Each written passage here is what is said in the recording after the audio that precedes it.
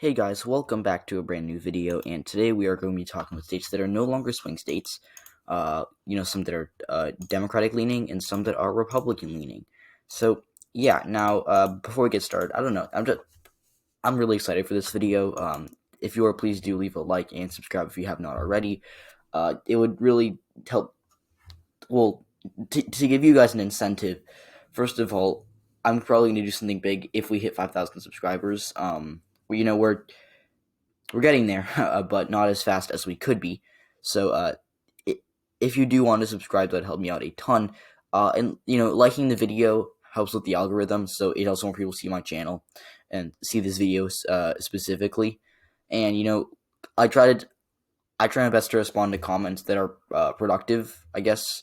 But comment down whatever you want. I don't care. It helps the algorithm. So yeah, now let's get started with our Republican leaning former swing states, and we're just gonna be taking a look at, I guess, the election results from 2020, as well as the election results from 2016. But we're gonna be using a new source called map.jacksonjude.com. It's pretty cool. I've been playing around with it for a little bit, and I decided to include it in my video. And we'll be using it to take a look at past election results from this election all the way back to 1976. So yeah, now first with our Republican leading swing states or former swing states, Missouri is the obvious one. I clicked on it at the beginning of the video. You probably knew it was coming. So Missouri was once known as a bellwether state.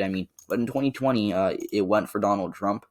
It was not a bellwether. First of all, it got the election wrong, but it went for Trump by over 15% in 2020, and it voted for him by 19% in 2016, as you can see.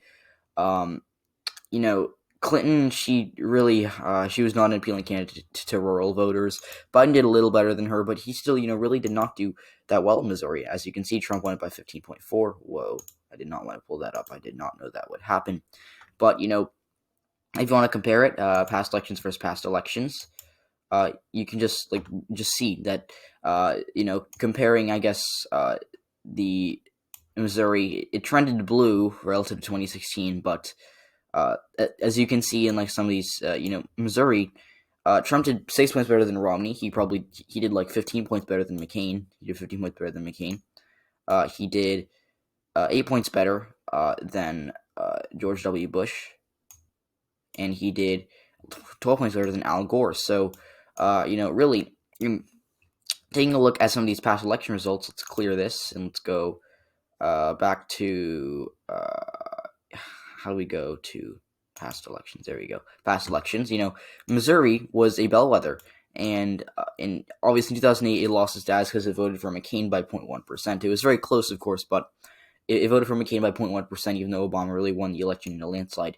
But George Bush carried it by 7, and when he won 2004, he carried it by 3 in 2000. But Bill Clinton, he carried the state of Missouri by 6 in 1996. He carried it by a similar margin in 1992. He carried it by 10. So it had gotten a lot of elections right. Going back, it voted for Bush over Dukakis. It voted for Reagan over Mondale. It voted for Reagan over Carter. And it voted for Carter in 1976. So it was a bellwether for a while, and it lost its streak in 2008. And since then, it's really been just a solid Republican state. And we saw similar things with Kentucky, West Virginia, Tennessee, and Arkansas. These are all Appalachian states that were competitive and even Democratic leaning. At one point, in the 90s, they weren't really bellwethers. They were more just competitive races. Taking a look at 2008, they were all kind of close. They weren't. McCain won Kentucky by 16, but he won West Virginia by 13. He won Arkansas by 19.9, so basically 20. But today Democrats are doing a lot worse. And going back to the 90s, 1996, Clinton won all these states. He won Kentucky barely. He won it by 1%, but he carried West Virginia by 15. Carried Tennessee by 3 or 2 actually. In his home state of Arkansas, he won by 17. Saw similar things here. Tennessee narrowed up a little bit, but he did very well in these states. And if you want to compare, Biden's performance in 2020 to Clinton's performances in 96, Biden did better in the Sun Belt, I guess you could say. He did better in New Mexico, Colorado, Nevada, California. But he did these are all the Appalachian Mountain states are all very. Biden ran behind Clinton by 22 or by 22 in Missouri, 44.5 in Arkansas, 26 in Tennessee, 27 in Kentucky, and 54 in West Virginia. So Democrats have been getting absolutely destroyed in these states, and it's because they've gotten more socially liberal. Their economic policies are still somewhat appealing to these voters, but these states are just very they're very socially conservative, and they didn't like what the Democrats did there. Now for the Democrats, they have their reformist swing states that are now basically safe blue. Colorado, New Mexico are the first two that come to mind. These two states usually vote together. They didn't in 2000. That was the one election. But, taking a look at the election results from the New York Times, Biden won Colorado by 13. He won New Mexico by like 10. He won it by around 11. We can really get rid of those tabs because we have this handy-dandy map over here that I think is pretty cool. Colorado. Biden won Colorado by 13.5, as I mentioned earlier. But, comparing it to 2016. Whoops, I did not want to do that. Comparing it to comparing it to 2016, Biden did better in Colorado. He did better in New Mexico. So these states are trending blue. And, Biden, he did 3 points better than Clinton in New Mexico, despite the fact that we knew New Mexico is like 47% Hispanic. So the Hispanics are key demographic Democrats here. And Biden, he ran behind Clinton with Hispanics, but he did a lot better in the rural areas. And now I wish I hadn't closed that New York Times map because I would have been able to show you guys that, in the rural areas of the state, especially out here, Biden did a little better than Clinton. But actually, just getting rid of this, Obama, he carried New Mexico both times by, similar margins. He won it by 10 in 2012. He won it by 15 in 2008. That was the best performance for a Democrat in a while. But, George Bush carried New Mexico. It was close. He carried it by 0.8 in 2004. He lost it by like a couple thousand, or by like 300 votes in 2000. So Gore did carry New Mexico. Clinton carried it twice, I believe. But before that, it was a swing state. And Nevada, New Mexico, since the beginning of time, they've been voting together. Interestingly enough, as you can see, as I slide through here, they vote together usually. But in 2000, that streak broke, and Nevada went for Bush by 4, and Gore by 0.006 or 0.006, right? No, 0.06. My bad. But yeah. So New Mexico and Colorado, similar thing. I mean, Bush carried Colorado twice. He won Colorado by 5 in 2004. He carried it by 8 in 2000. So Colorado, and this is a swing. I mean, the Kerry campaign targeted Colorado, and I believe Zogby International had Colorado as a Kerry leading state, and they were surprised when he lost it. But it swung to Obama in 2008, and it swung. He won it by some margin, and he won it by 5 in 2012, and that was I think 2012 was when Colorado lost its swing state status. I mean, it voted. Actually, you know what? I won't say that because it did vote similar to the country as a whole. But 2016, I mean, Clinton lost the election, but she still won Colorado by 5, about the similar margin to Obama. And then in 2020, Biden just really he won New Mexico. He won Colorado easily. He won it by 13.5, and for their margins, they have safe as 15, but in my eyes, that's a safe state. So a lot of people would be inclined to put Nevada or New Hampshire here. I think New Hampshire. I'll put New Hampshire down, but actually, you know what? Spoiler alert, that'll be one of those. But now, for our likely Republican swing states, I guess you could say, you have Ohio, Iowa, also Louisiana was... Iowa and Ohio are both swing states. I think that... I mean, these trends have been coming for a while. I mean, Trump won Iowa, or he won Ohio by 8, and he also won Iowa by 8, but... I'm not sure. I think, it depends on who the Democrats run. Trump was a good candidate for these regions, like these populist regions, but, like if the Democrats run a Sherrod Brown and the Republicans run like a Nikki Haley, they can win these states. But for now, I'm just going to say that these are no longer swing states, especially after seeing kind of what happened, I guess, in 2020. I mean, these states were supposed to narrow up considerably. Trump was still supposed to win them, but they were supposed to narrow up considerably. And they ended up not doing that. Here, let's do compare past elections. Can I do that? Right. There we go. And they're supposed to narrow up considerably, and they ended up narrowing up a little bit. I mean, 2016, 2020, they both Ohio actually trended red by 0.003. Iowa trended red by 1.2, actually. That's interesting. I didn't know that. Wait, am I looking at... Hold on. Whoa. Oh. Okay, I'm looking at it, like, the wrong way. There we go. I was like, wait, what? What? That doesn't make any sense. Yeah, so Biden did 0.03% better than Clinton in Ohio, and he did 1.2% better in Iowa. I was really confused for a second, but, I guess you could say that they trended blue a little bit, and they did, but, this map should show it all. I mean, Trump did 11 points better than Romney in Ohio, and he did 14 points better than Romney in Iowa. He did miles better than McCain in Iowa. He did a lot better than him in Ohio. He did better than Bush in both these states, but Bush carried them, so it didn't really matter. Bush lost Iowa in 2000, actually, but Trump.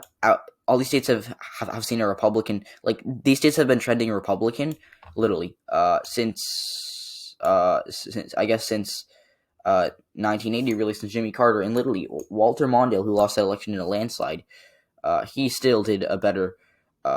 Trump still outran Reagan in Iowa, so Iowa and Ohio are both trending red. And I think there's no denying that. And I think that they're going to be safe red by the 2030s. They're probably going to be, like these 10-point Republican states throughout the 2020s. Now, for our other Democratic-leaning states, like we mentioned, also, I forgot, 2nd District in Maine is no longer a swing district, I guess. I mean, does it want to show the districts? It should want to, right? Yeah, so Maine 2nd District, Biden did 2 points better than Clinton, but, Trump did 16 points better than Romney. He did 20 points better than McCain, 19 points better than McCain. He did 14 points better than Bush in 2004. He did 10 points better than him in 2000. He also did a lot better. Whoa, that's pretty cool. He did 108% better than, I'm forgetting his name, than Bob Dole. So this was a swing district at one point, and the Democrats do hold the congressional seat, so that'll be competitive, but at the presidential level, this is no longer competitive. Now, for the Democrats, I'm going to go out on a limb here further. Actually, no. Hold on. Not yet. Lean Republican states, I guess. I think Florida is still a swing state, but it's not really a toss-up anymore, so I think I'm going to just go off that. And then I'll do one more. And this is going to be really weird for some people, but I think Georgia is the next Virginia. And people say Arizona's the next Virginia. No, I think Arizona's trending blue, and it'll be a blue state, but it's not the next Virginia, and that it's just solid blue. I mean, taking a look at, when I say the next Virginia, I kind of mean, here, I'll show you guys. Virginia. Actually, you know what? Let's just get rid of, past elections. Here we go. So Virginia, Joe Biden won Virginia by 10. Clinton won it by 3, I think. Wait, no, she won it by 5. Never mind. Obama won it by 4 in 2012. He won it by 6 in 2008. So this is, it was competitive. 2004, Bush carried it easily. He won it by even more in 2000. Oh, he didn't. He carried it by 6. Even Bill Clinton couldn't carry Virginia. He carried it Dole carried Virginia by 2. And then Bush carried it by 4.4. Bush Sr. in 2000, or in 1992, I can't talk today. Virginia, he carried it by 20 in 1988. So, this has been Republican since LBJ. I mean, even Jimmy Carter couldn't carry Virginia. I mean, it was surrounded by blue, but, it just wouldn't flip. It went to Gerald Ford by 1%. It was close, but it just would not flip. So, yeah. And then, all of a sudden, in 2008, it flips to Barack Obama, which was huge. Wait, no, I'm looking at the wrong map. Oops. And Obama carried it by 6.